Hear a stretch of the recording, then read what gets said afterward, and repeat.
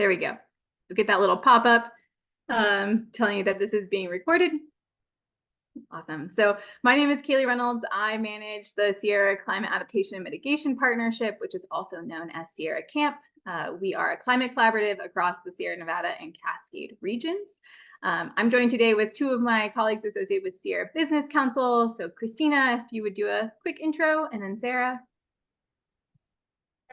I'm Christina Weldon. I'm the Civic Spark Fellow with Sierra Business Council. And I primarily work with the climate and energy team, but I help out with camp as needed as well. Hi, everybody. My name is Sarah. I'm also interning with Sierra Business Council, but I am a master's student at UC Davis. So I'm helping out here and with the Government and Affairs team. Awesome. Thanks to my team for helping me out today. As some of you heard, we're also extremely grateful for the collaboration we had with the Siskiyou Climate Collaborative, and Corey is here. And Corey, if you want to introduce yourself and if you want to share some words about the collaborative, we'd love to hear it. Yeah, thanks so much. My name is Corey Hayden, and I'm with the Siskiyou County Economic Development Council, and we hold the Siskiyou Climate Collaborative with the Strategic Growth Council, and we're really grateful to partner today with the Sierra Business Council. It's an organization we look to as a model and a peer. And so the opportunity to make sure that rural was at the table today means a lot. And we have a lot of people who set aside their time today. So I certainly thank those who I invited for attending. Thanks. Yeah, thank you so much. We're so excited for this partnership. We also have CARB representation in the room with us as well. Cynthia, if you want to give a quick intro, and thanks so much for joining us today. Sure, thanks for having me. Yeah, Cynthia Armour with the State Air Resources Board, also known as CARB. And I'm really happy to be here and listening in on this conversation. I'm also personally invested. I live in a very rural area of Mariposa County. So thanks for the work that you do. Thanks so much.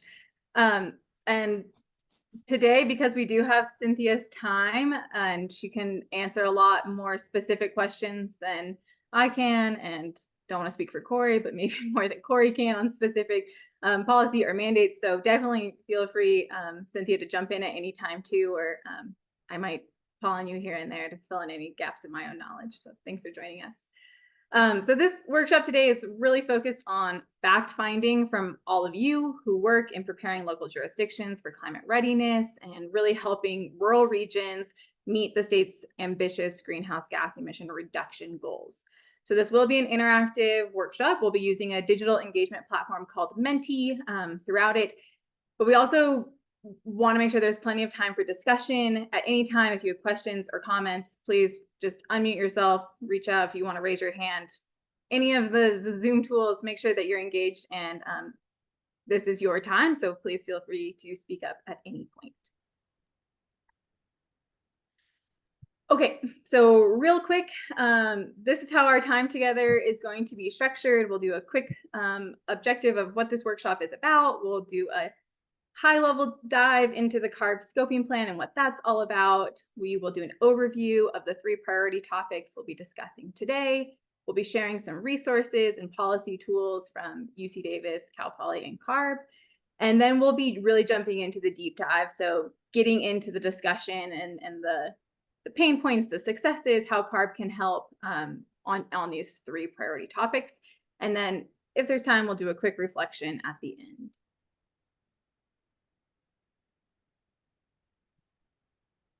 So objectives, this workshop is sponsored by the Air Resources Board, also known as CARB, and UC Davis Center for Regional Change. CARB and UC Davis have been working together to develop tools that can support local governments in developing strong climate action policy and then implementing that policy. And CARB and UC Davis have asked a lot of the climate collaboratives to host these regional workshops across the state to gather feedback on how it's going from practitioners like all of you. Yeah, hi, Ashley. I just dropped my car off. This is Jesse Hansen.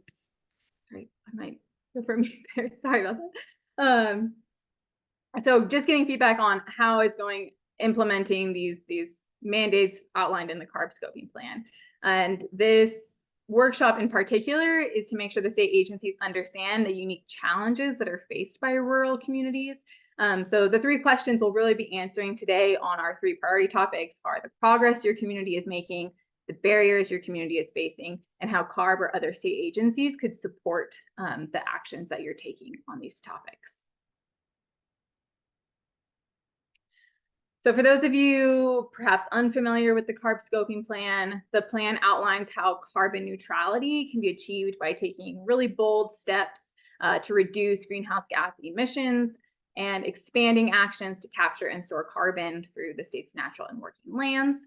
The 22 scoping plan update was approved in December of 2022. It's essentially a roadmap to address climate change that will cut greenhouse gas emissions by 85% under 1990 levels and achieve carbon neutrality by 2045. So we'll have some links dropping in the chat, link to the actual CARB scoping plan, and also a summary of outcomes, so you can kind of get a briefing there if you're not as familiar. And just like quick show of hands, are people familiar with the CARB scoping plan? Is this something that you use in your work? Like, are we kind of starting from a shared, seeing some nods? Okay, yeah, so we're all kind of on the same page. We kind of already know what's happening here. So we're gonna jump into some more of the details of the CARB scoping plan. So some of the strategies to achieve this 85% reduction is through building decarbonization, reducing vehicle miles traveled, and increasing zero emission vehicle adoption or electric vehicle adoption. So these are 3 priority topics that CARB would like to have feedback on in regards to those 3 questions we just went over: the progress, the barriers, and how CARB could help. So just quick caveat, the last workshop we did on this, we discussed a lot on building decarbonization and reducing VMTs, and we barely got to the zero emission vehicle readiness topic. So we are going to try really hard to stay on schedule here and make sure we are able to discuss all 3 of these. They're all very important. But at any time, if you feel like we are moving too fast or you have more to say, please speak out and let us know. This is all about you and your needs and your feedback. So make sure that we are tracking with what you need. So just wanted to give that quick caveat. We are going to try to get to all 3 topics with equal time today. So the goals in these 3 boxes are statewide goals. Because they're very ambitious, every region of the state is going to have to take action. In rural regions, we know that all 3 of these really are really difficult to address. So while CARB is looking for feedback on how the implementation is going, we all know that the first step in implementing climate action is to have strong climate action policy in our general plans and our climate action plans. So UC Davis and CARB have recommended that local jurisdictions start using really strong policy language in general plans and CAPS, climate action plans. So this can look like using language like the city or the county will, or the city or the county shall, in place of the city may take these actions or implement these measures. Making sure we're including timelines of how implementation will be done. We're identifying funding sources or opportunities that we can use to meet these goals. If there's opportunity to align existing budgets, that's a great option. Detailing staff or personnel that can be assigned and committed to these projects or measures. Then there's accountability and a point person for the public to go to, and also ensuring that equity is embedded in all of these measures. Just a quick reminder that environmental justice is a required element now in general plans, so that does need to be incorporated into all of this climate action work.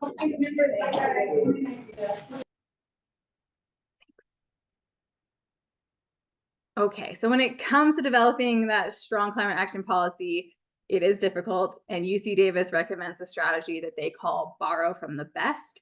And that basically means look to other jurisdictions that are already doing this work. They might be similar to you, have similar economic needs, similar geographies. They might be right next door to you. Literally look at how they're advancing their goals, the language that they're using, and copy it. Maybe there's some slight tweaks to it, but let's not recreate the wheel and let's use what our neighbors are already doing. So to make sure that folks have resources to do this, there are 2 tools that we're going to share. One of them has been developed by UC Davis. It's the general plan database. You can search through by keywords to pull up general plans that would have specific topics that you want to include, and you can get an idea how people are framing it. And then the other is by Cal Poly San Luis Obispo, the Climate Action Plan database. This CAP database is slightly different than CARB's Cool California tool. Cal Poly's tool is updated at the start of every calendar year. So you get a refresh on all the new CAPs that have been published and adopted in the following year. We're also putting some the links to those tools and also some examples of good CAPs that might be more relevant to rural regions. So the town of Truckee's and Tuolumne County's CAPs, really good examples. And if you're in the process of developing a CAP right now, Napa, Yolo, and San Diego counties are also in the process. Some of those should be coming out this year. So following along with the process, seeing the language that they're using. Also, most of their staff are busy, but would be able to give some input and feedback if you're in that process as well. So that's some of our background information we're going to give. Any question on what's been discussed so far, and then we're going to kind of dive into our topics.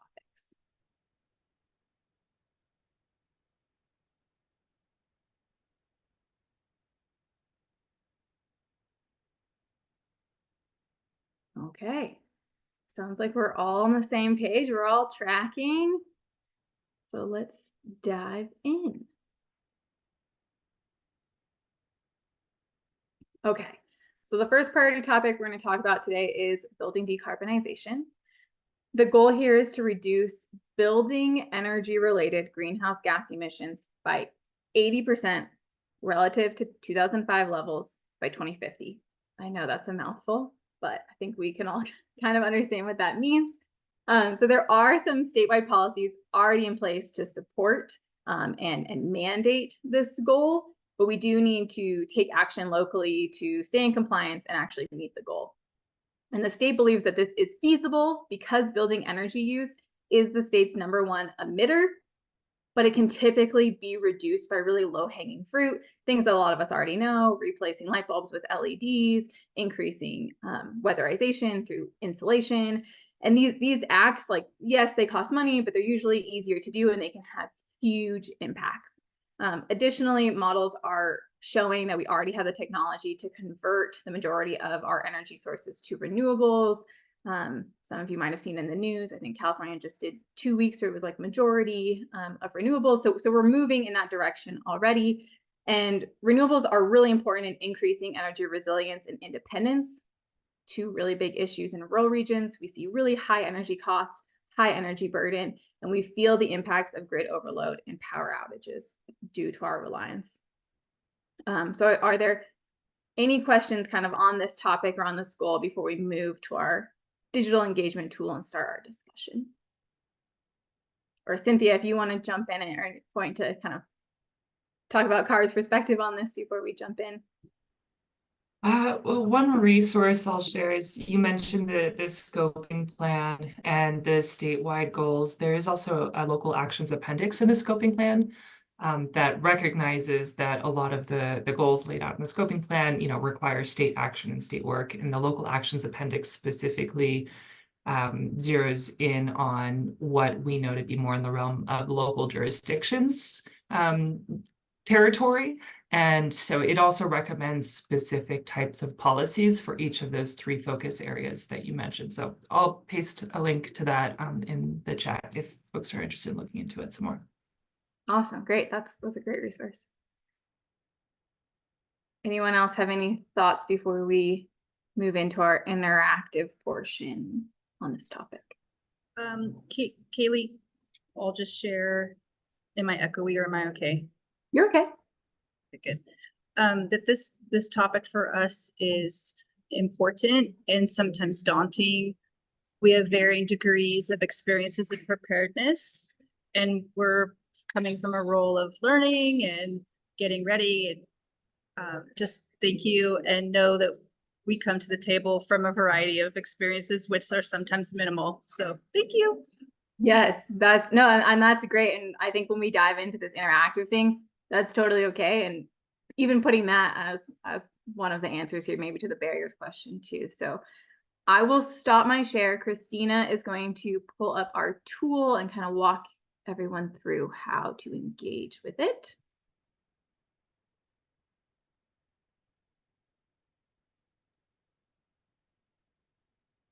So this is Menti. And if everybody could pull out their phones and scan this QR code, or you can type in menti.com, and it's going to prompt you to input this code. And then once you're in, just hit that thumbs up at the bottom of your screen.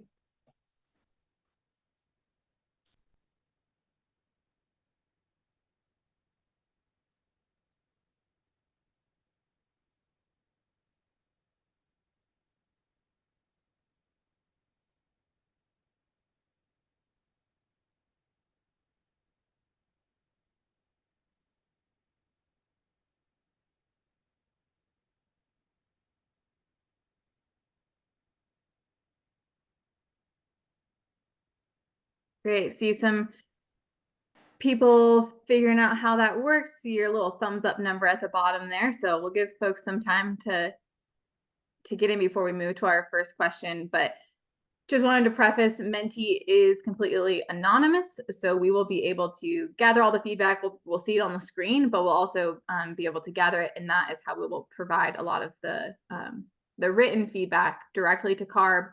And then our discussion, this is being recorded. So, you know, our discussion will also be captured on your answers there. So just to note, it is totally anonymous. So feel free to write in whatever you want. You don't have to claim it as your own when we get to the discussion. So, but I think we might have critical mass. Christina, if you're ready to go to the next one. Yeah, I also just wanted to say we're going to be kind of flip-flopping between Kaylee's slides and Menti. So if you're using this on your phone, make sure you leave it open so that when we go back to Menti, you already have it on your phone. And if you get logged out, you can always just go back to menti.com and join that way. So, all right. So we're going to be going through a couple prompts here, and you can see it on your phone and on the screen, but just write a little short answer to this question here. That's what progress has been made in your community to support building decarbonization goals. We'll give everybody a couple seconds, 30 seconds or so to answer.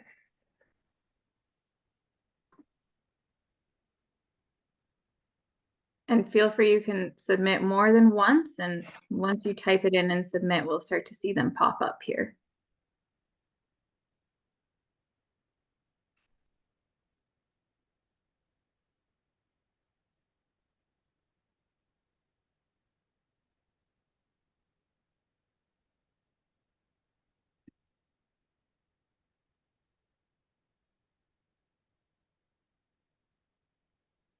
Okay, we're seeing some coming in, streamlining ordinances for EV infrastructure, more charging stations. That's what I'm thinking. Yeah, progress from the Siskiyou Climate Collaborative. Look at them coming in now. Okay, forming the Climate Collaborative. In general, climate goals. Yes, switching to solar. A history of EV infrastructure advocacy. It is very difficult. Yes, little has been done. Yes, I will say our next question is barriers. So we'll be coming back to that. Focusing on active transportation. Yes. Rebates and incentives for electrification. Yep. Heat pumps. Yep. Co-location of offices. Yep. Reducing travel and building needs. Great. So as these come in, feel free, any point, unmute yourself. Is there anything that's resonating with you? Anything you want to expand on? Someone else's that you are feeling a connection with? We can kind of spend a little time here discussing some of this progress.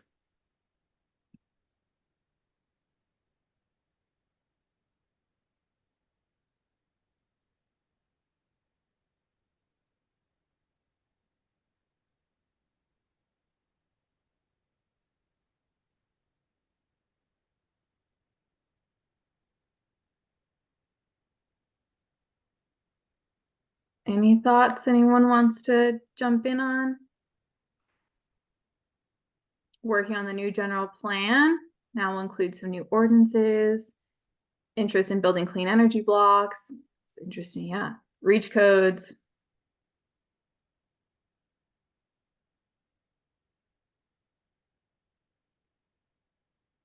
Want to compete for planning dollars. Yep, the funding piece is important. sense of importance of having agriculture, so having our different sectors, economic sectors at the table as we have these discussions, very important.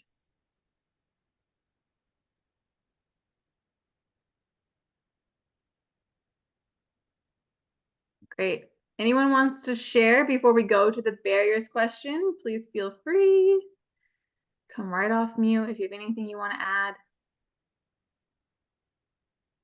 Adopting CalApp and Solar App, online permitting processes.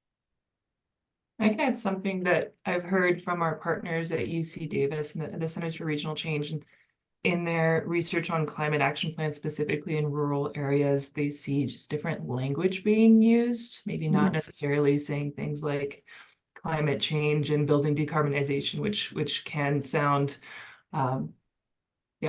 more political, and instead focusing on terms like energy independence and community resilience as a means to approach this specific topic. Yeah, I think I've also heard that too, especially kind of going into public comment periods or public engagement around caps or general plans. Definitely important to kind of be using language that we can all get behind for sure. Anyone else have had that experience or want to share about language use here? Or do we say building decarbonization, electrification? You know, there's so many words that we use to say the same thing. And with building decarbonization, it's so specific to the, people relate it to like the buildings in which they live or work. And so, are you, what part of what grid are you part of? And are you independent in your energy use? Mm-hmm. Yeah, I think tying that into renewables too, or if there's a push to establish CCAs or other kind of I don't know, I don't want to say like disengaging from the big IOUs and our big utility companies, but finding ways to access renewable energy in maybe alternative ways than waiting for our big corporate friends to provide us with what we need. So if anyone has any other thoughts on that too, and then we'll go to our barrier section, but some of these are great. Yeah, connection to local power provider and trusted local solar contractors, having unawarded applications. I think Department of Energy and even the state in general, like that can be hard, making those applications competitive from rural areas for sure. Active transportation plan. Great, these are great. So any last thoughts, and then we'll move on to the barriers question. Maybe Christina, in like 10 seconds, we'll move to the next one.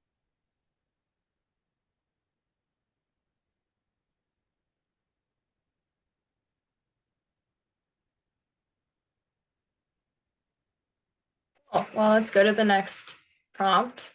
What barriers do local governments and practitioners face when implementing building decarbonization policies or projects in rural regions?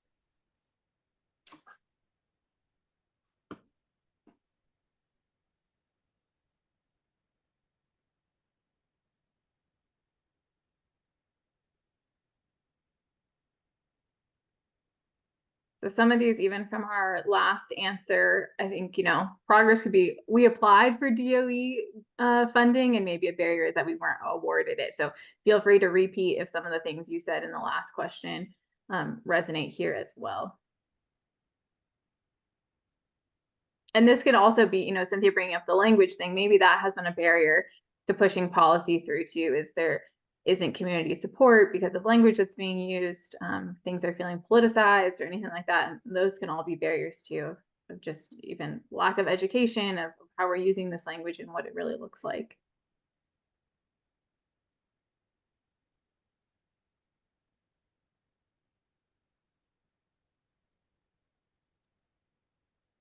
If I could, I am going between webinars here, and I just finished one with Cal Matters that was talking about maternal health care deserts in our area and how many obstetric services have been stopped in many areas, and it's taking people 2.5 hours to drive down to an area where they can get labor and delivery services or OB services.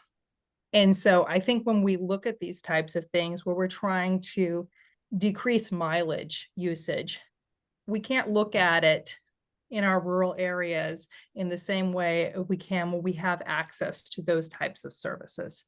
So for me, it's really poignant to look at this after having sat through listening to women who have to drive so far to get access to services that everybody else takes for granted. How are we going to reduce mileage when we do not have the medical services we need in our communities? Mhm.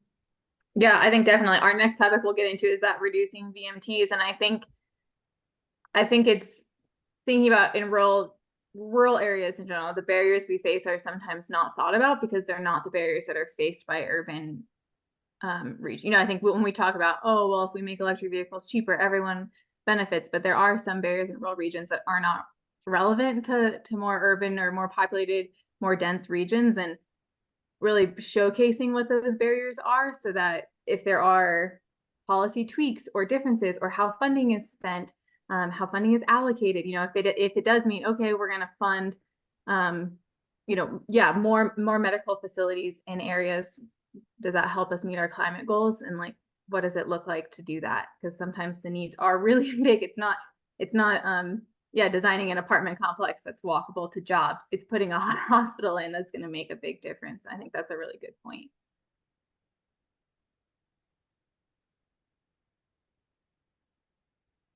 Okay, so some of the barriers we're seeing, capacity issues, yes, the lack of the resources. I think, yep, a rural REN, Sierra Business Council has been really pushing for that. That'd be really exciting to have that come to fruition. Fighting against regulations and fear that future regulation will encroach on their rights. I think that's a big one, especially in the rural areas, and making sure that we are using language and policies that aren't going to negatively impact kind of the quality of life that our communities are used to having. Financial support, planning funding, yes. I think that's a big one, that difference between funding for shovel-ready projects and projects that are still in those early stages, big gap in funding availability there. Fixed virus screen. Yeah, Sierra Business Council actually has a really great blog on this if you would like to send it to your friend at OEHHA.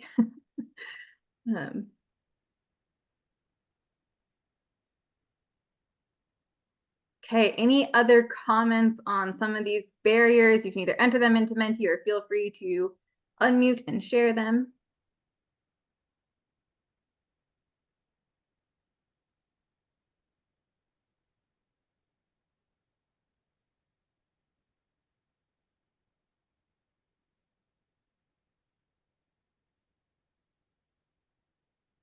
The hydro conversation happening. What do we need to do to get ready? Yeah. Creating community buy-in. Yep, that's another one that's sometimes really hard in our rural communities.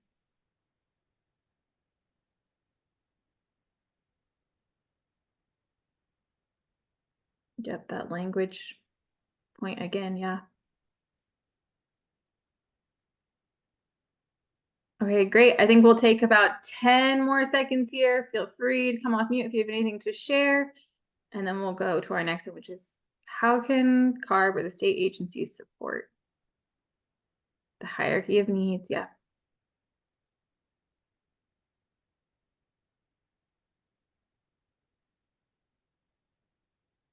Yeah, the distribution and transmission challenge, hard to talk about. Kind of getting rid of our natural gas when we might not have a grid that can support us. Great, well, thank you, everyone. I think we'll go to that next one, see what support would look like.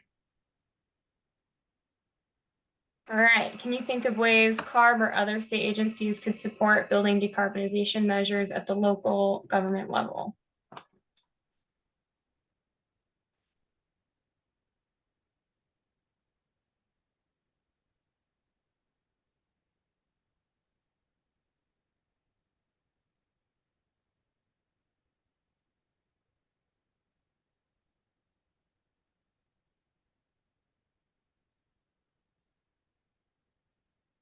two big ones right off the bat.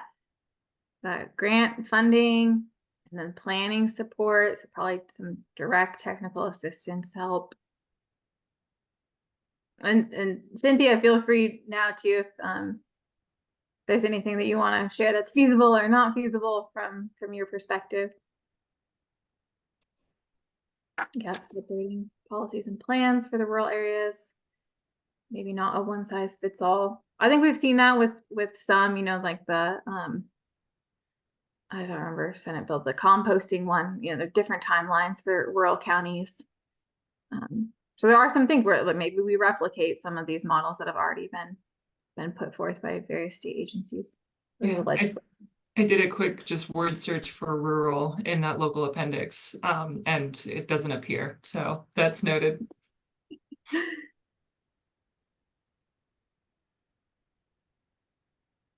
Okay, helping with community education and buy-in, providing grants and funding support, the research and planning support, grants funding support, the templates, that's a big one. I think that is like one of those things that feels like it's low-hanging fruit for our friends at the state agencies. Of if our grant applications are not always changing and always different, we don't always have to recreate the wheel. Oh, this directory of contractors and companies I can do. I think that is I haven't heard that one in one of these workshops yet. And that is a great, I think in the rural regions, we see a huge lack of qualified contractors, companies in our regions that know how to do this work, and having a directory of people that are willing to travel or already located in the area. Incredible. The other question from that would be, is if they are having to travel from a distance, that's an additional cost to rural communities to put those into place. And where is that factored in? Yep. Yeah, right. Does that get pushed to the consumer, whoever's doing the county or the city or the homeowner that's doing the work? They're going to have to pay those additional fees for sure. Yeah, I think kind of just tacking on to that one also, the workforce component, you know, is this something that we can develop the contractors and the companies that are already existent in our regions to do that work? And you know, can we offer that in the region? Can we offer employment in the region that's kind of within this green jobs, moving in that direction, and upskill our workers that are already here?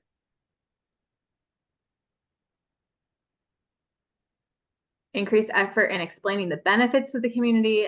I think that's, yeah, having language that can just be tweaked instead of having to figure out how we're going to communicate this without any kind of shared language off the bat. It's a great one.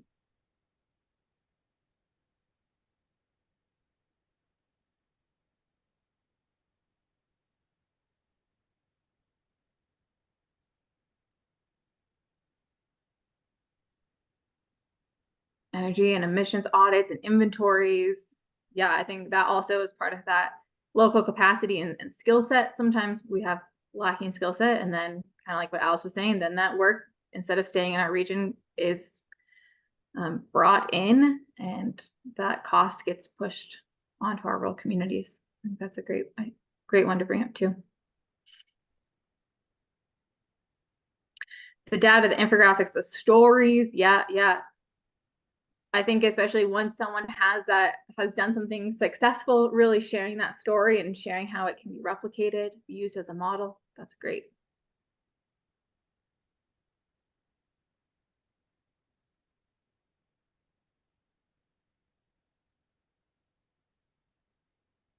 Okay, I think we'll take a little, 30 seconds or so here if anyone has anything they want to share on this building decarbonization topic before we go to our next topic, which is reducing vehicle miles traveled. So we'll get more into that transportation piece here next. So any final thoughts on building decarb? Throw them in Menti, unmute, whatever you feel more comfortable doing.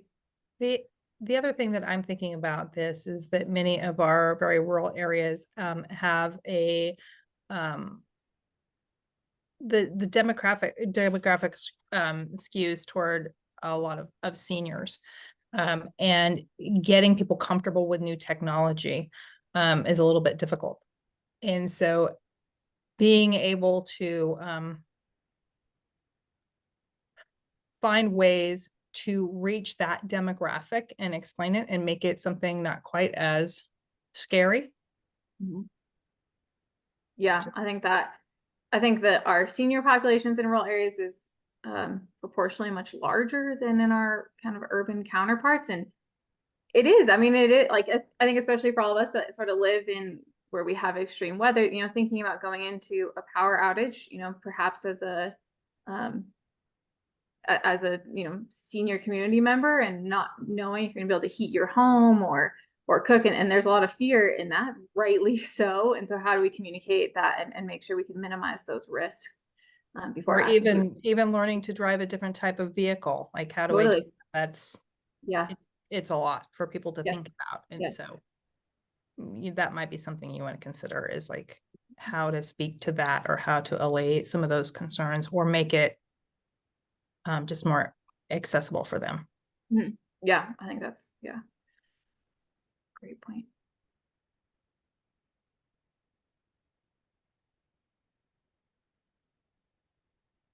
Well, I'll just note that some of these, talking about examples from other communities, the resource that you shared of the general plan database and the CAP database is really good for that.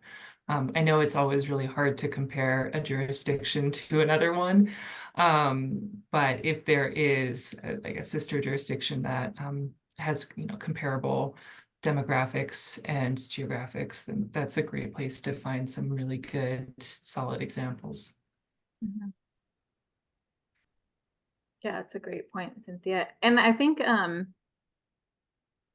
you know, there are some, oh, I'm blanking on the name, but there are some databases out there where people are submitting, and a lot of, you know, more of the Office of Planning and Research grants, and I think some of the SGC grants are also kind of requiring an element of submitting case studies now. So when you have had a successful project, that we can hopefully replicate some of those.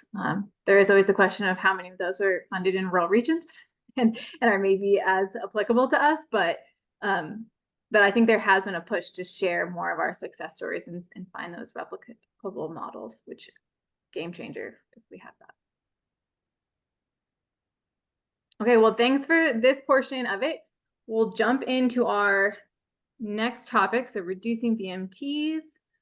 I will do a quick overview of what that looks like.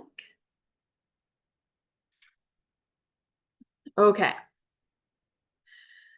So the goal with reducing vehicle miles traveled, or VMTs, is really centered in the CARB scoping plan, really centered around land use and transportation projects, updates to CEQA, which now require jurisdictions to set new metrics, establish thresholds, and develop mitigation or reduction strategies of the number of allowed VMTs for a given project. So this is kind of the goals within the plan are a little bit more focused on new development projects, and seeing if there's a way that we can sort of overcome this legacy we have in California of car-centric land use and planning, which has resulted in really long distances between where people work and where people live. And so we're forced to travel, especially when we live in areas where it's not really walkable or we have extreme weather. No one's walking to work in a blizzard, right? So we have to find where we can make these changes. So some of the solutions that are being proposed are updating zoning codes so that we can increase our mixed use and mixed income development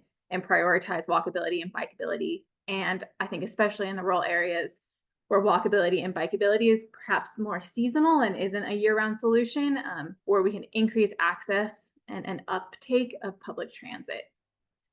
So before we go back to Menti and kind of jump into those three questions again, any questions or thoughts on this goal? Cynthia, also feel free to jump in.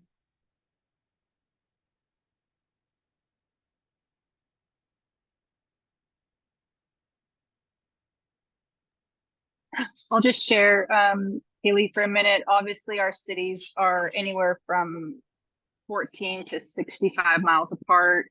Siskiyou County is the size of 3 states. So this question in particular is going to be so interesting creatively to think about. And this is the place where rural really stands as an example of a unique setting for this particular benchmark because of the distances between cities.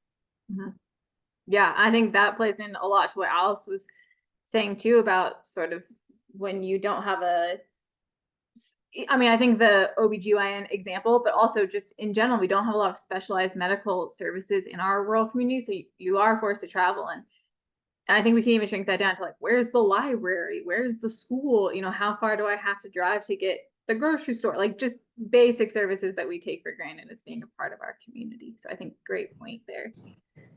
I'd Okay, also, Christina.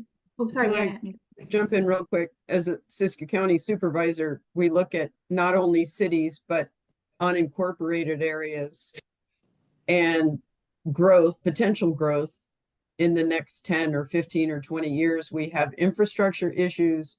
We have maybe growth of maybe 1,500 to 3,000 or 4,000 people in a city, and not having, even with zoning and our housing element and our general plans that are being looked at currently, we can't possibly come up with new housing that would make this type of a plan available to us over the next 15 or 20 years that would allow for that kind of growth, mixed income, mixed use development, that can incorporate public transportation to that extent. It's just not feasible for us to see that kind of growth that would allow for that much housing. And even though we're trying to incorporate that, we can't see it throughout our entire county with that kind of growth. It's just not feasible for a rural county to be able to look to that, even though we're trying. We don't have the capacity to do that. Yeah, I think that's a great point, Nancy, too. If you don't have the population or the growth, then you wouldn't be building anyway. So you're not going to be having this development that would solve, like when new development is being called, kind of named as a solution, and you don't have the means or the reason to develop, then what? What do you do? It's kind of like the chicken or the egg. Yeah.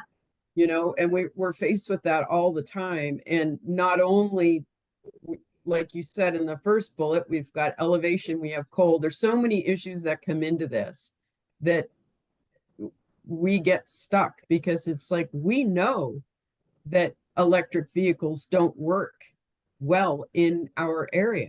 We know that the distance between point A to point B is limiting. We know that when we're stuck on a mountaintop in the middle of the wintertime and the mountain gets closed and we have vehicles that get stuck for hours, what happens when you have an electric vehicle? There are so many limiting factors for us in rural areas with climate problems, that this doesn't work for us. On top of all the other things I just mentioned, it's like, it's very limiting for us. And as you said, one size does not fit all. And I use that phrase all the time, that we have to have these kind of things looked at, just like SB 1383 with the recycling, green waste. It's like, it doesn't always fit. And we get lumped together, and it's real frustrating for us to try to figure out ways to make it work. Yeah, thanks for sharing that. I think that perspective is really important and good to lead us into this this kind of, as we go into Menti and everything. But before we go, Rick, I know you had your hand up if you wanted to make a comment. Yeah, I just wanted to say, also county supervisor, but here in Trinity County, and even within the rural counties, I think, you know, one size doesn't fit all. We have 3,200 square miles, no cities, and one stoplight. And we're really rural. And one of the things that we're facing in this housing challenge is we have lost 20% or so of our housing to wildfires. And now people can't rebuild because the only insurance that's available to them is a fair plan that costs, you know, twice as much as their mortgage would cost. And so we're having people not even wanting to rebuild, much less come in and build new. And so there's just a lot of challenges that aren't news to people, but they're very real. And they are some of the things like you were hearing before. We're still trying to work through how we're going to make things come together and where can we build and who can build and how can we support those efforts. But the challenges are very real. Mhm. Yeah, I think that's good, Rick, too, to show that and like what Nancy was saying too, like there's this level of complexity there's no easy solution right now. There's a lot of things going on and a lot of things to take. Like I think bringing like the whole homeowners insurance finance aspect into this question also, like that's a whole another can of worms that becomes really hard when you're also trying to plan. Like then what do you do? Like what Nancy's saying, do you build housing that then no one can even afford to live in? Yeah.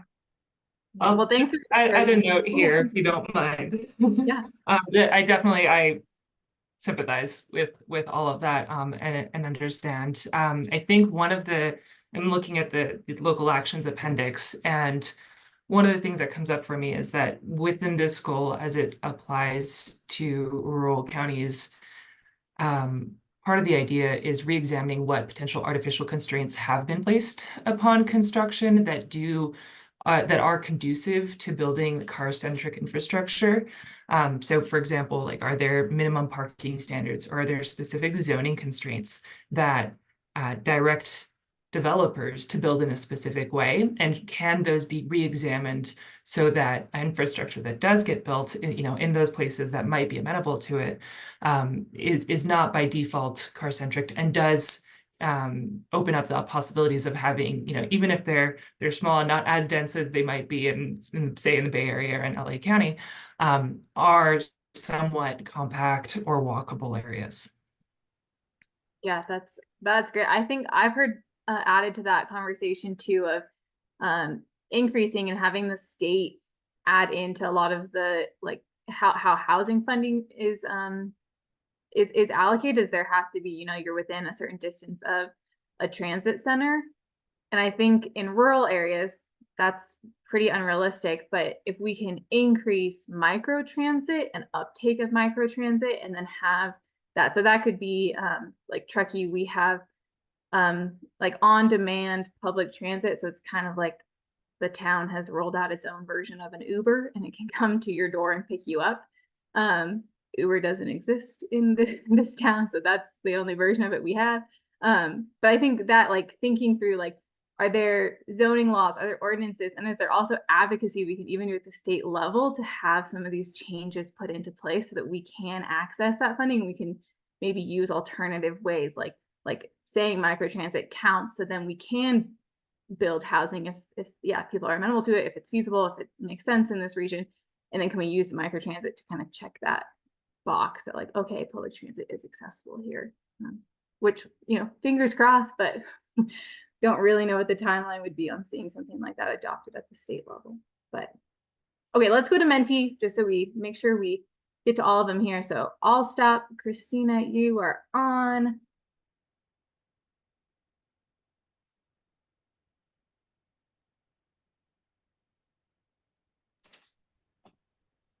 One second. There we go. All right. What progress has been made in your community to support vehicle miles traveled reduction goals?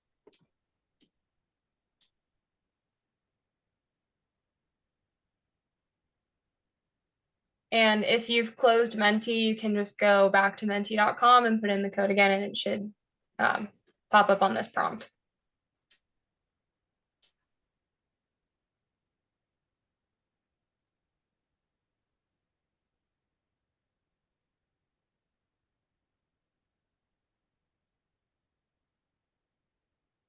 So I'll just say progress here doesn't have to be super tangible.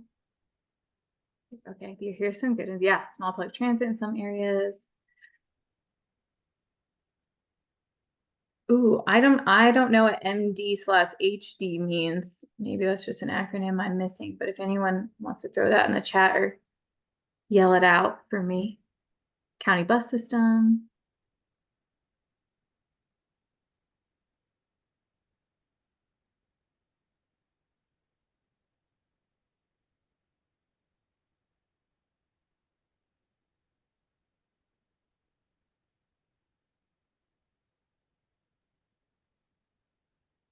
enhanced transit routes, schedules. I've heard that as a big one too of people would use it, but the schedule doesn't work for them to get to work or get to school or to get home from work or school.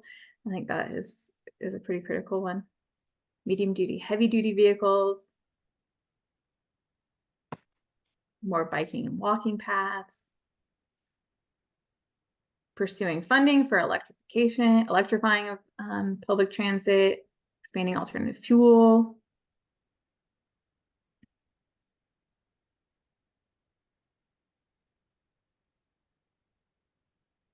Oh, I like it. Fostering the youth movement to get on the biking game. I think using young people to really help make these transitions is sometimes an overlooked tactic here, how impactful youth engagement can be. Enhancing bus scheduling with the local transportation commission. That's great.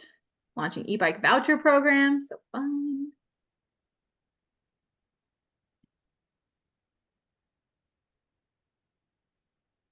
Oh, these are great. See, it's nice, right? When you start to like see some of the progress written down, you're like, okay, like not all hope is lost. Some really awesome things happening. And feel free here, if anyone wants to expand on anything, feel free to unmute and share if you would like. Good. Okay, yeah. Collaborating with local transportation agencies to develop a ZV infrastructure plan. I think that, especially in rural areas, I'm hearing more about, yeah, feasibility studies for kind of charging infrastructure and where those could be. And I think as we were talking about earlier too, like sometimes the distance between cities is really far and the distance between charging stations is really far.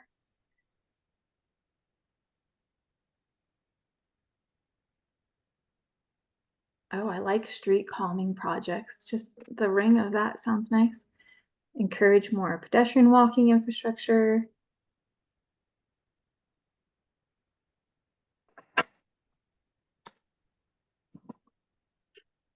Nice, these are great. Okay, we'll spend a little bit more time here, probably about 30 seconds. So if you have any more to plug into Menti or anything you want to say, and then we'll go to that barriers question.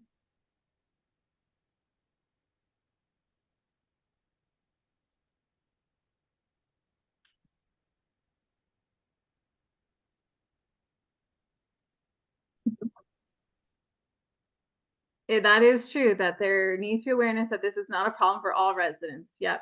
A lot of people in rural regions live in rural regions for a reason, and they intentionally want to be far from kind of the city center or kind of the services there. And I think that is very true.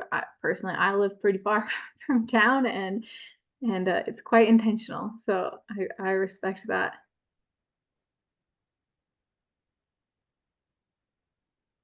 Increasing public awareness of public transportation schedules. Yeah, giving public input, like make it work for you. Really advocate for that for sure. Promoting working virtually from home. I'll say me and Christina and Sarah are all at home right now.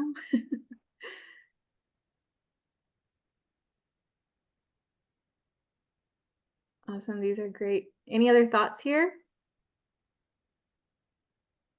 Getting broadband into those communities so people can work from home. Yeah, broadband is a VMT strategy, like VMT reduction strategy for sure. And yeah, just as much as there's some doctors or dentist appointments that you cannot do virtually, there are a lot that you can do. Yes. This is Justy Hansen, and for some reason, my posts are not. I'm on the app, but my comments aren't getting posted, so maybe there's a delay. But anyway, I just wanted to make note that the Siskiyou Outdoor Recreation Alliance, the Mount Shasta Ski Park, and the Siskiyou Transportation Commission and other local communities are looking at a bus to transport visitors and locals up to the ski park from Weed, Mount Shasta, and Dunsmuir. Amazing.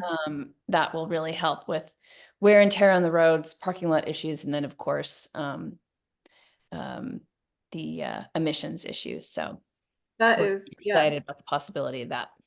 Yes, I love when recreation comes in as a solution to, like increasing access to recreation is such a climate strategy that we don't talk about enough, in my opinion. The other thing I'll just mention for Siskiyou County is Siskiyou County Public Health has a bus that goes out like to Happy Camp and some of the further areas and is able to bring medical professionals out to meet folks. So that's another way to do it. Yeah, definitely. That's a cool idea. Yeah. Less vehicle miles traveled is if the doctor's coming into the community versus the community all having to go to the doctor. I'll Crazy. also touch on what Justy said in relation to the mountains up in this region. With like Palisades and Alpine, they implemented a bus system this year, and it's significantly helped with the parking situation because they have you have to reserve parking spots now. So I think probably a lot of people like coming up from the Bay have decided to carpool because they can't all get parking reservations. And then they actually incentivize taking the bus with a $10 food voucher at the mountain, which I think is kind of cool. So Yeah. It is great when we have like our private partners that can really help contribute to like the public good and the goals we have and the goals that are mandated. It's great also thing. really helpful for employees of the ski areas. Yes.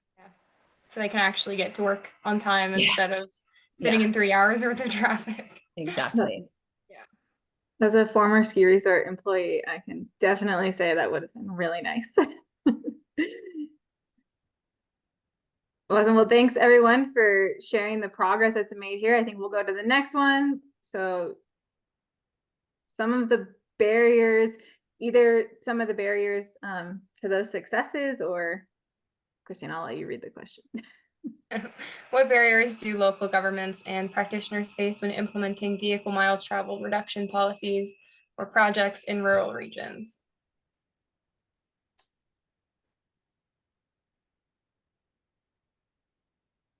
And I think what I was trying to say earlier, I was cutting Christina off there, was if there were successes that you put in the last question that you discussed and there were some barriers that you had to overcome, I think sharing some of those too, of like, even if something was a success in the end, if you faced barriers in getting to that success, those are great things to share. Yep. The geographic, the spread that we have in our rural areas for sure.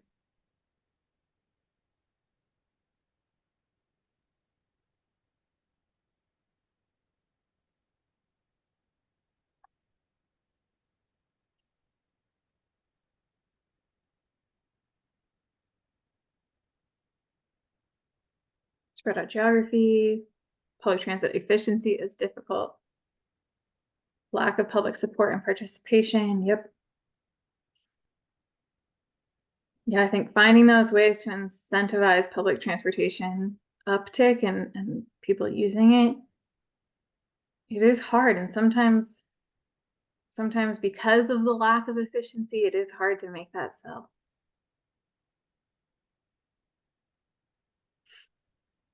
Yep. And just the geography, I think that's a good point too. Like sometimes it's not feasible to even have public transportation serve an entire county. Good growth versus forced growth. That's a fascinating topic. Lack of funding, the broadband issue for sure.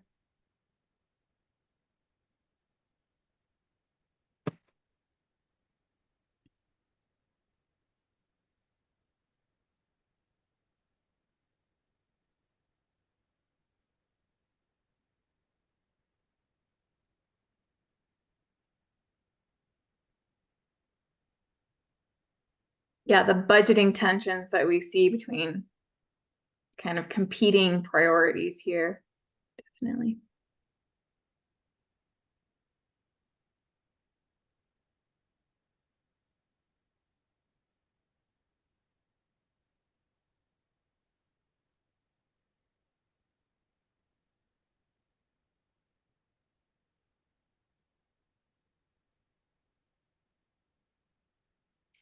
focusing on and preparing for leading change will benefit business, tourism, and community health. Get that multiple, triple bottom line approach there.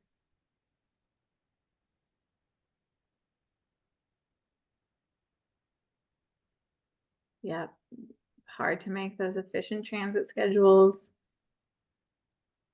Again, that resource and capacity issue, I think, just such a barrier in rural areas, and even when staffing is hard or people that work for the county are doing 5 roles, hard to get it all done. The lack of planning for this change, very fair. Okay, take about 30 more seconds for this barriers question. Feel free if you would like to unmute and discuss any of these or add them to Menti.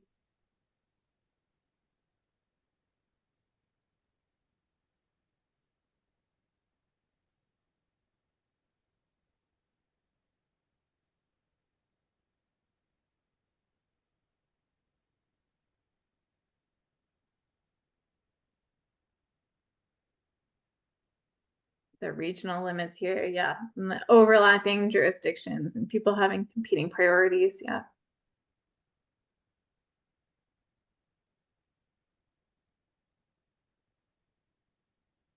Okay, I think we'll take about 10 more seconds here if anyone has any final thoughts, and then we'll go to how CARB could help.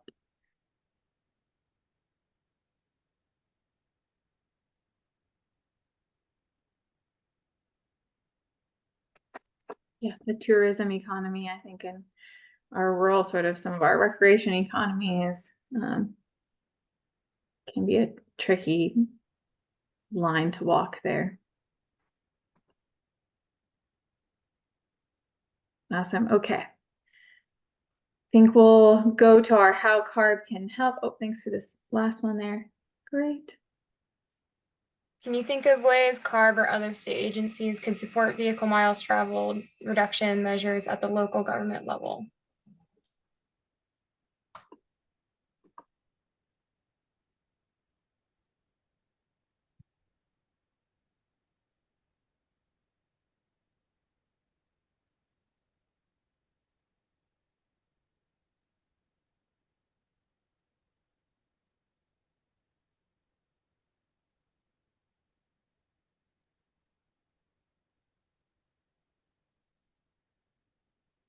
It's okay if you have repeat ones. If you need some technical assistance, if you need grant funding, if you need planning dollars, we can have similar support. Money, yeah.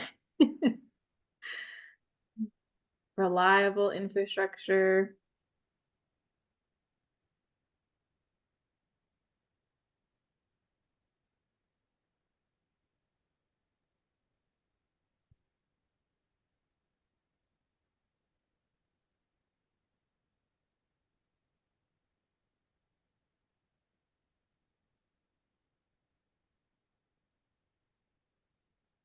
Any other thoughts here? If anyone has any requests they want to bring up, or any previous grant experiences that could have been made better? Just the way that we introduce it as it being kind of a positive, important thing rather than this restriction. Yeah.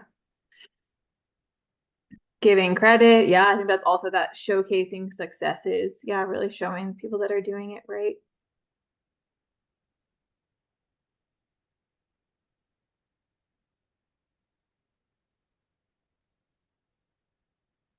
Yep. The differences between our rural and urbans, our various economic sectors.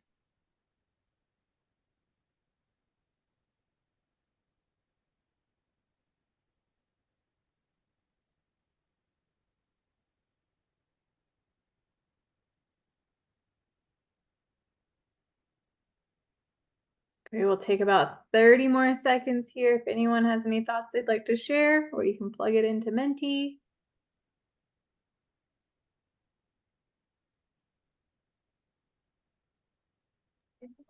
Kaylee, I'll share that a company called Momentum does a lot of consulting work in this space. And we met with them and they gave us a few clues to opportunities that are out there that we had missed that were very interesting, such as like grants that would fund a carbon emissions plan for a city, or a grant that would fund EV readiness for a city.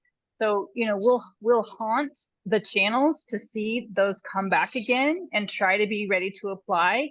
But these are examples of things that flew by. Round one, we missed them. I can't even tell you who the funding agency was right now, but I bet a lot of people in the room know who it was. I'm sure it was our local energy commission or something.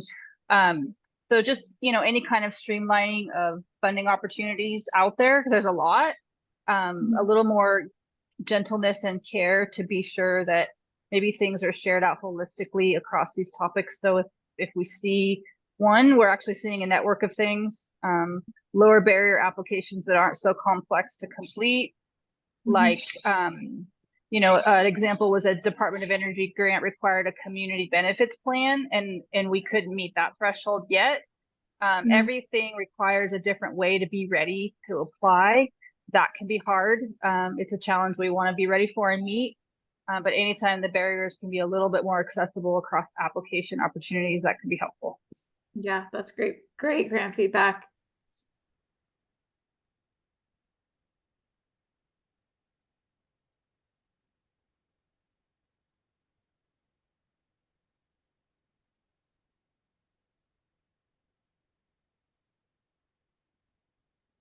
Okay, I'm not seeing any more roll in here, so we'll go to our final topic. I'll share our last slide here.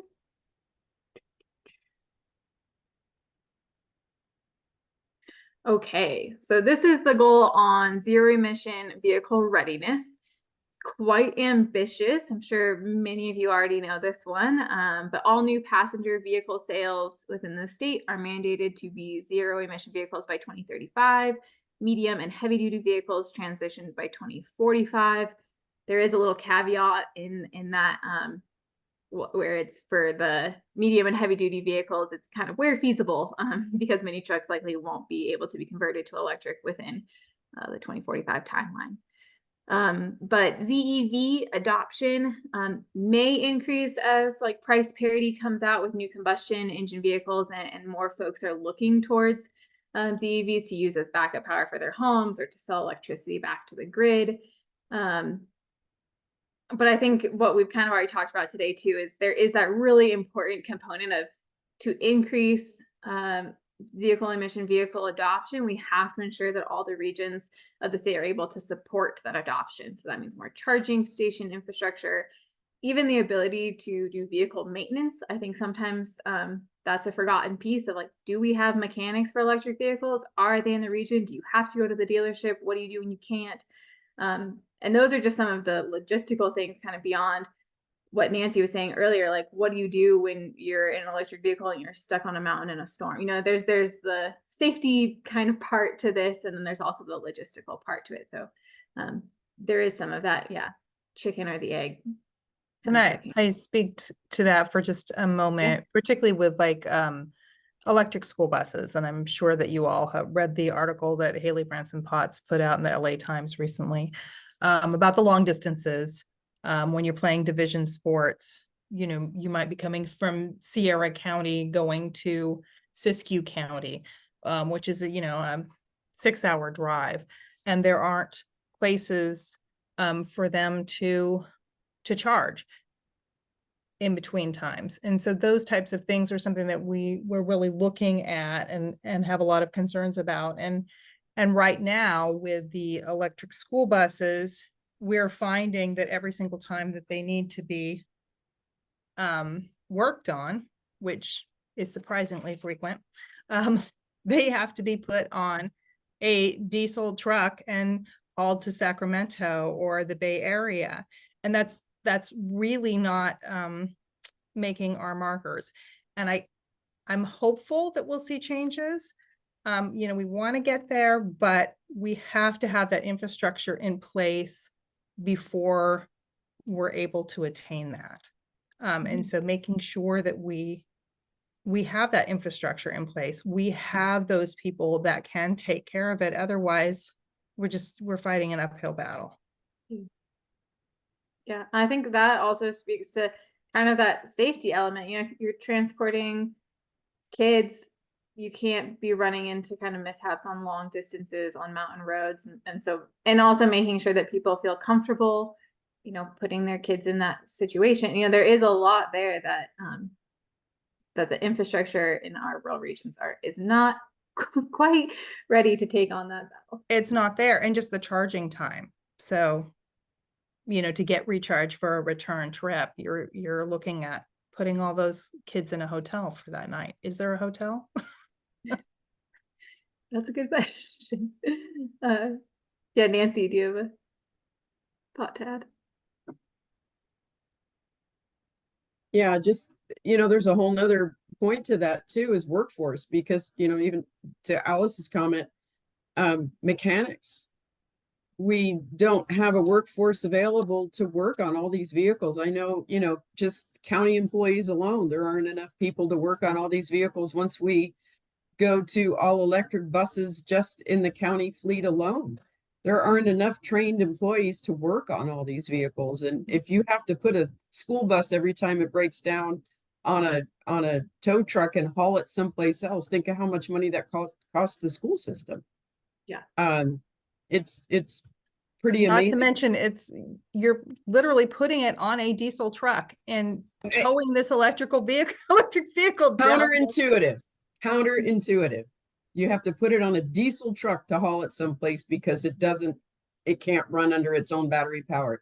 The other thing that is super important to think about, I go to fire chiefs meetings, and these electric vehicles are so dangerous when it comes to fire that they can cause grass fires, and the fire doesn't go out. If an electric, I don't know if anybody knows this. I learned it at a fire chiefs meeting.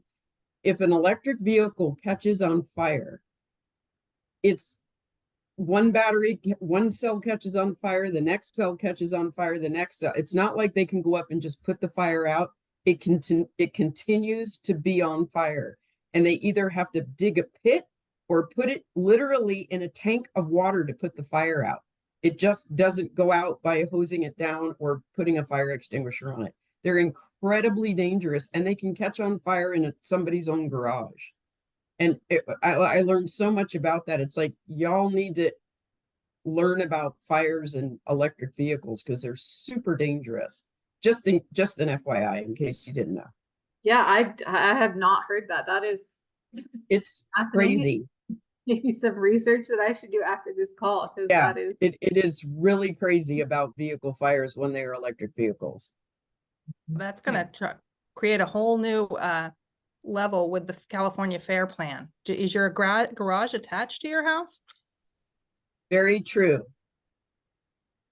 Yeah, don't even go there. It's scary.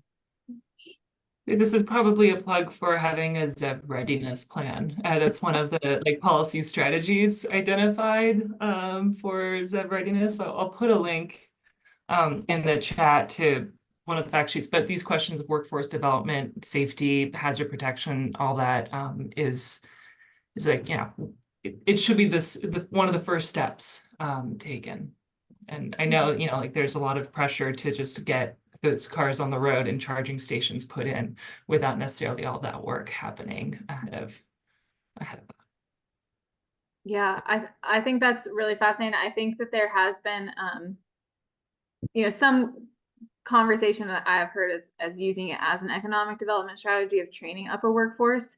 And mechanics in rural regions make a very nice salary in most cases, and so it can be this pathway to a high road job. And I think we just have to make sure that we're not training up people that then leave to work in regions where there are electric vehicles to then work on. So comes back to that chicken or the egg. Like, yes, we need this workforce. We also need to make sure there's going to be enough work for that workforce once they are trained up. So I think, and that comes down to a lot of workforce discussions that we have in rural regions of, let's make sure we don't train a workforce that then leaves the region for a job that they're trained to do. So I think the workforce component to this is what I always get hung up on and is the most fascinating to me. But now that I know about the whole safety hazard thing, I'm going to have to maybe do some research and rethink some of those discussions I've had. But great, let's jump over to Menti for the final set of 3 questions, and hopefully we get everyone out of here on time. After that Menti, we'll pretty much just be wrapping up. And in case we go right to the time, I'll just do a quick plug. We will send out the slide deck. We will send out this recording. And once we have kind of all of the Menti information in our meeting notes organized, we'll send that out as well. So maybe by Friday, maybe early next week. So in case we run out of time doing Menti, just wanted to make sure you all know that. So Christina, back over to you.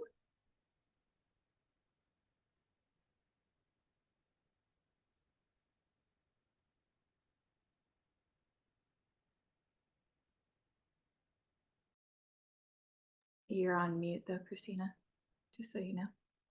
Oh, sorry. I said we have a couple of responses already, but this is our prompt up here. What progress has been made in your community to support zero emission vehicle uptake goals?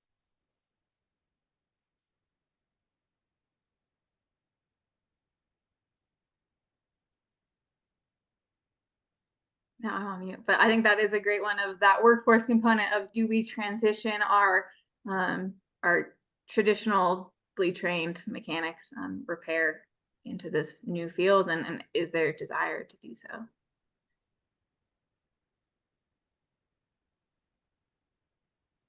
I know we heard a little bit about school buses, but I'm curious to know if there are other portions of municipal or county fleets that have been converted.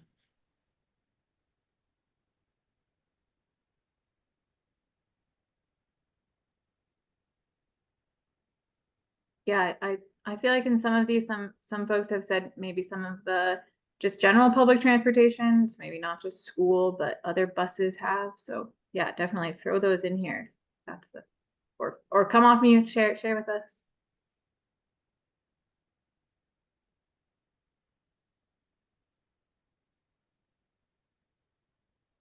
Looks like there is some processes and development of electric vehicle readiness guides. Some private-public partnerships made with Pacific Power, actually supporting multiple projects.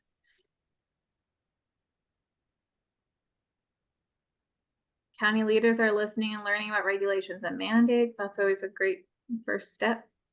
Making sure our education and outreach coming from the state is really equitable across the state's regions and everyone has the same information.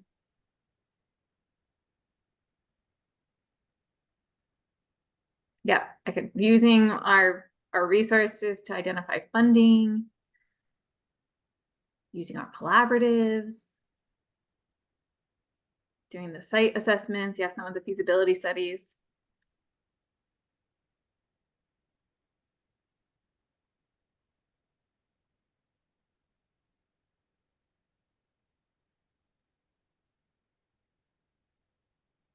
The DEI efforts, making sure that this rollout is equitable. I think that is important, especially right now where we're getting closer to some price parity, but it's definitely still feels like a more affluent community. Uptick is faster.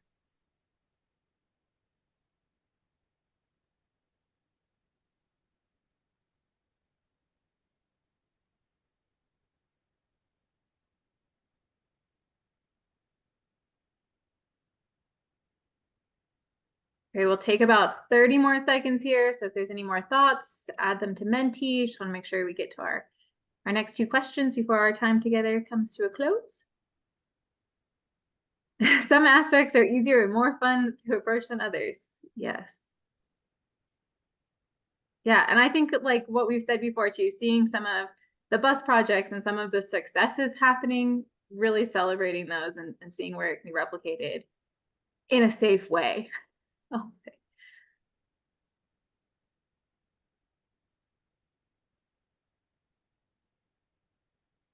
Working with the city's building plot process.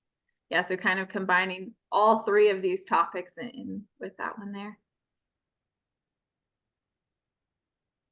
Some more drafting of infrastructure plans. Great. Okay, 10 more seconds here if there's any more thoughts.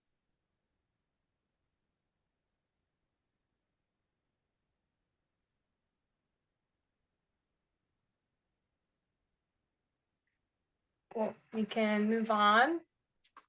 What barriers do local governments and practitioners face when zero emission vehicle readiness policies or projects in rural regions? Oh, sorry, Like that's my implement. typo. I'm assuming you meant implementing. I think so. Okay. Got ahead of myself there.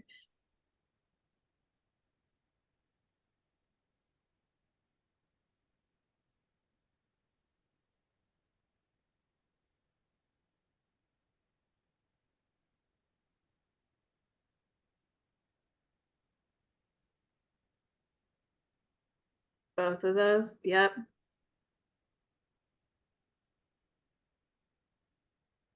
Yeah, I think too sometimes, and this might come up, but if someone wants to use it too, of when you are energy burdened, are you also going to charge your vehicle at home? You know, like just if there's cost barriers there to have like the living off grid, or if you are trying to, you know, there's the cost payoff of gasoline or charging your car, and if energy burden is already a factor in your life, which might come back to some of the equity concerns too.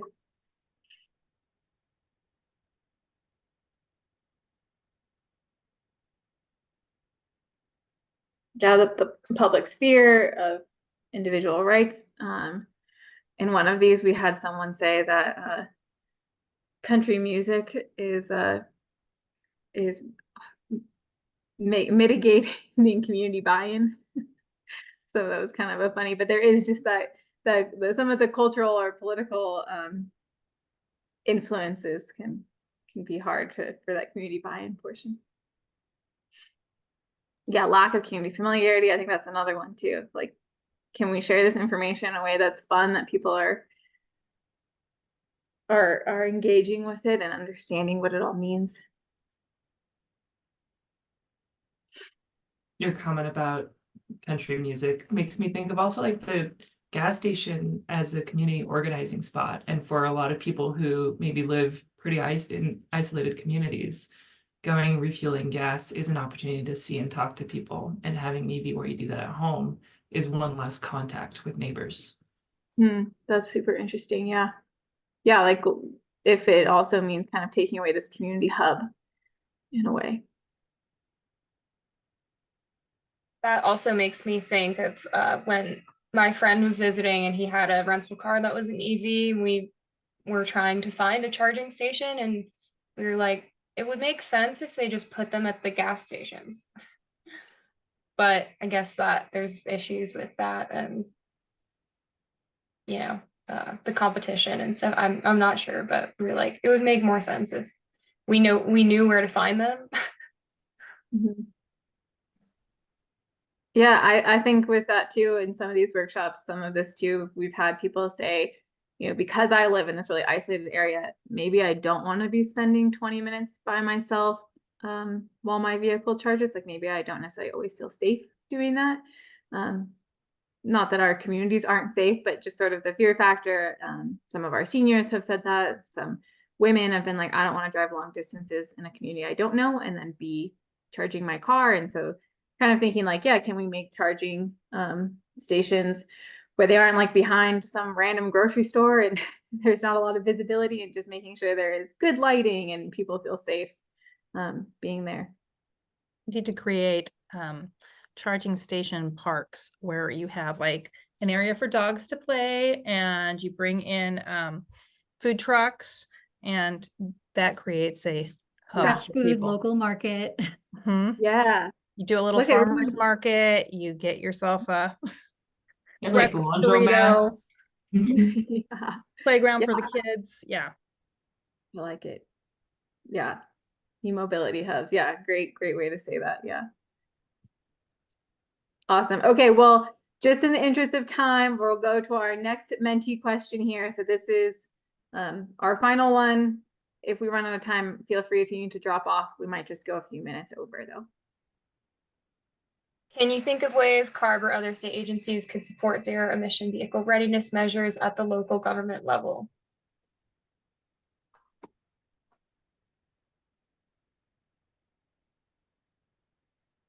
That funding piece.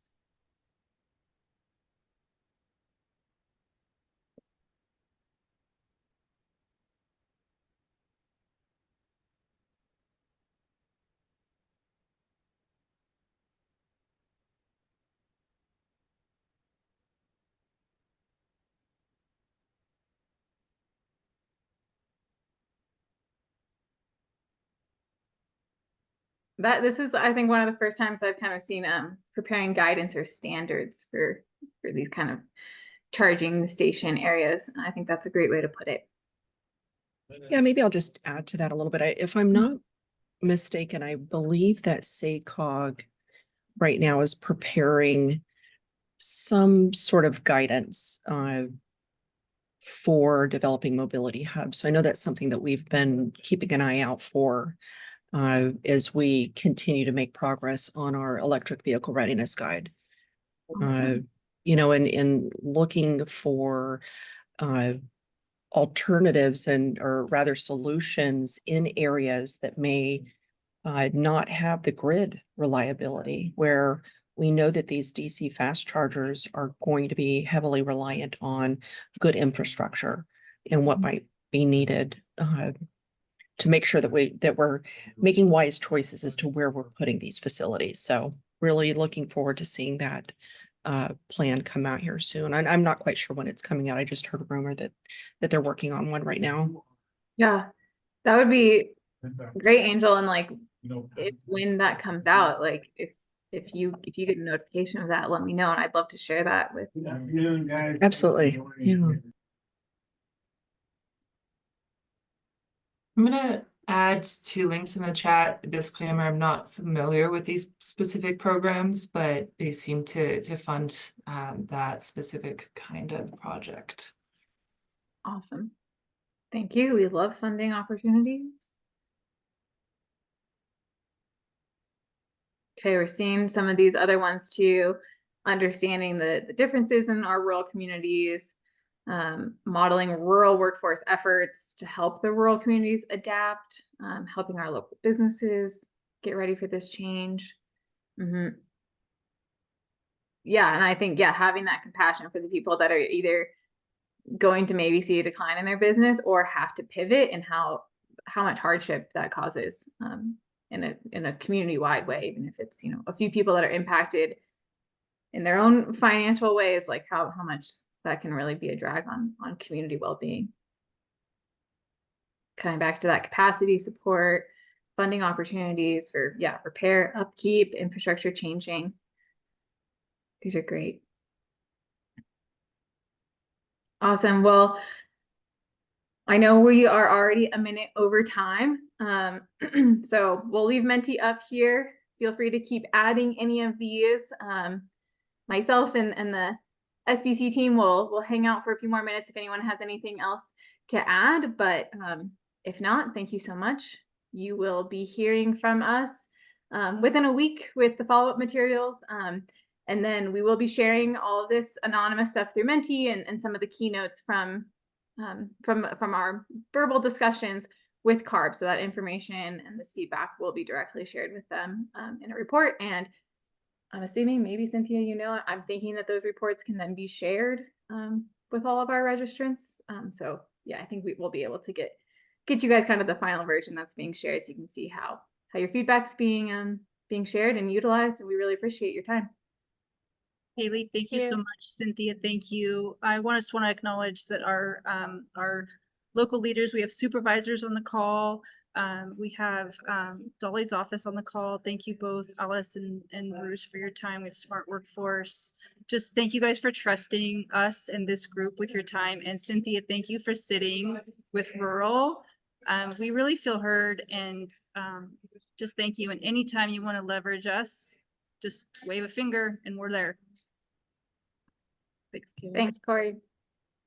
Thank you for spending some time just listening to everybody. It's really important that we raise our rural voices and have an opportunity to let people know the issues that they may not be fully aware of, and the issues with capacity building in particular.